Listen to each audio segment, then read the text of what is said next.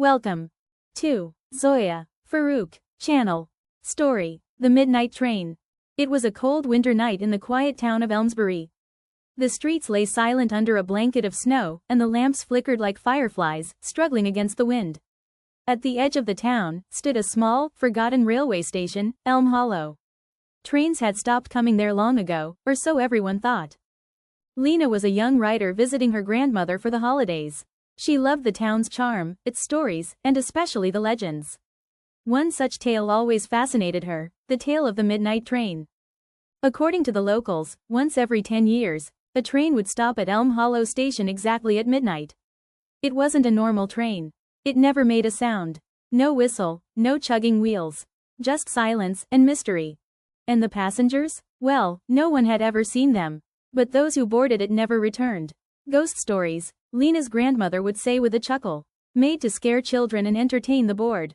But Lena wasn't scared. She was curious. On the night of December 31st, curiosity got the better of her. Wrapping herself in a thick coat and scarf, she left the house quietly at 11:30 p.m., a notebook and pen tucked in her bag. She made her way through the snow to the abandoned station. The clock at the station had long stopped working. She checked her watch, 11:57. The station was eerily quiet. The wooden bench was covered in frost. Lena sat down, her breath turning into small clouds. The tracks disappeared into the darkness. Tick, tick, tick, 12 o'clock, nothing. She smiled, feeling a little silly. But then, the air changed. Suddenly, the snow stopped falling, as if frozen in time. A soft hum filled the silence. She turned towards the tracks. Out of the darkness, a train emerged. Black, sleek, and glowing faintly, as if lit by moonlight. No steam, no lights. Just presence. It slid silently along the tracks and stopped in front of her. The door opened with a soft click. No one stepped out. Lena stood, heart pounding. Her feet moved on their own. She climbed aboard. Inside, the train was beautiful. Vintage velvet seats, warm golden lighting, and the faint scent of old books. Each compartment was empty, yet felt occupied. She walked slowly down the aisle. Then she saw him. A young man, perhaps 25, sat by the window, looking out. "Hello?" she asked nervously. He turned. His eyes were kind but distant. "You can see me?" he asked. "Yes, why wouldn't I?" He smiled. "Not everyone can. You must have a story to tell." I'm a writer," she said. "Then you belong here." She looked around. "What is this train?" He paused. "It's a place between moments.